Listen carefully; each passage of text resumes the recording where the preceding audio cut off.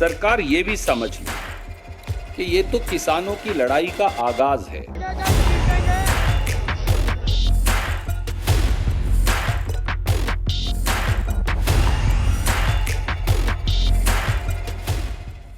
पंजाब के किसान ट्रैक्टर ट्रॉलियों में दिल्ली की तरफ कूच कर रहे हैं।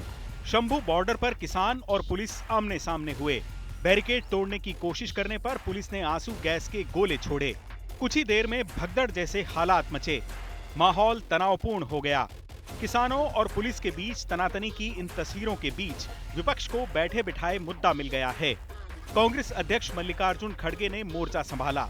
खड़गे ने सोशल मीडिया पर पोस्ट किया, कंटीले तार, ड्रोन से आंसू गैस, कीलें और बंदूकें, सबका है इंतजाम। तानाशाही मोदी सरकार ने किसानों की आवाज पर जो लगानी है लगाम। खड़गे ने आगे लिखा कि याद है ना, आंदोलन जीवी और परजीवी कहकर किया था बदनाम और 750 किसानों की ली थी जान। इधर छत्तीसगढ़ के अंबिकापुर में राहुल गांधी ने कहा कि किसान केवल अपनी मेहनत का फल मांग रहे हैं और उन पर आंसू गैस के गोले छोड़े जा रहे हैं। राहुल ने वादा किया कि जब हमारी सरकार सत्ता में आएगी तो किसानों को एमएसपी की गारंटी देने वाला कानून देंगे, साथ ही स्वामीनाथन आयोग की सिफारिशों को लागू भी करेंगे। किसानों को जो मिलना चाहिए वो नहीं मिल रहा है। आज किसान दिल्ली की ओर चले जा रहे हैं, पैदल जा रहे हैं, उनको रोका जा रहा है, उन पे टीयर गैस चलाई जा रही है, उनको जेल में भरा जा रहा है। और वो क्या कह रहे हैं?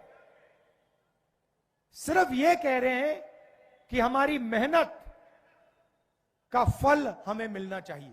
आज ही के दिन पंजाब, हरियाणा, यूपी और अलग अलग देशों के किसान दिल्ली में आ रहे हैं और मोदी सरकार की ओर से पूरा प्रयास किया जा रहा है कि वो न आए दिल्ली। तो उसी समय राहुल जी किसान संगठनों से बातचीत कर रहे हैं। ये बड़ा दुर्भाग्य की बात है, बड़ी दुर्भाग्य की बात है और ये मोदी सरकार की मंशा को दर्शाता है कि किस गैर लोकतांत्रिक तरीके से किसानों को रोका जा रहा है। कांग्रेस नेताओं के रुख से साफ है कि पार्टी किसानों के कंधे पर सवार होकर चुनावी बाजी पलटने की फिराक में है। किसानों ने 16 फरवरी को देशव्यापी बंद का ऐलान भी किया है। सरकार ने एक तरफ जहां 3 केंद्रीय मंत्रियों को किसानों से वार्ता का जिम्मा सौंपा है, वहीं दिल्ली के आसपास अव्यवस्था से बचने के लिए जोरदार किलेबंदी और एहतियाती उपाय किए गए हैं।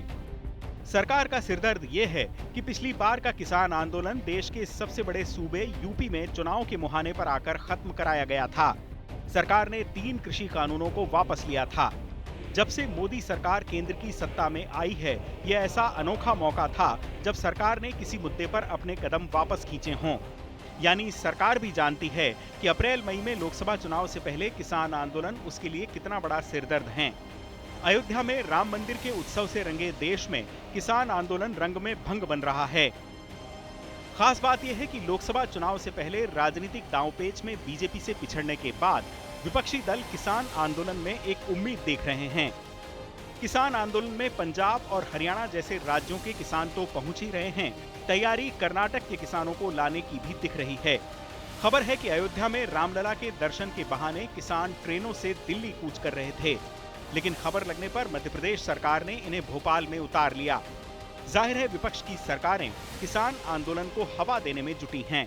सरकार ये भी समझ ले कि ये तो किसानों की लड़ाई का आगाज है। अभी तो बस पंजाब और हरियाणा के किसान न्याय मांगने, दरवाजा खटखटाने आए हैं।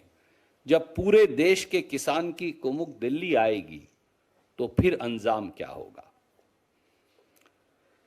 किसान खेत मजदूर की परवरिश का सबसे बड़ा हिस्सा शांति और सदाचार होता है। यानी ये तय है कि किसान आंदोलन के बहाने बिखरा हुआ विपक्ष अपनी एकजुटता के रास्ते तलाश रहा है। इन हालात में सरकार के विकल्प भी सीमित हैं।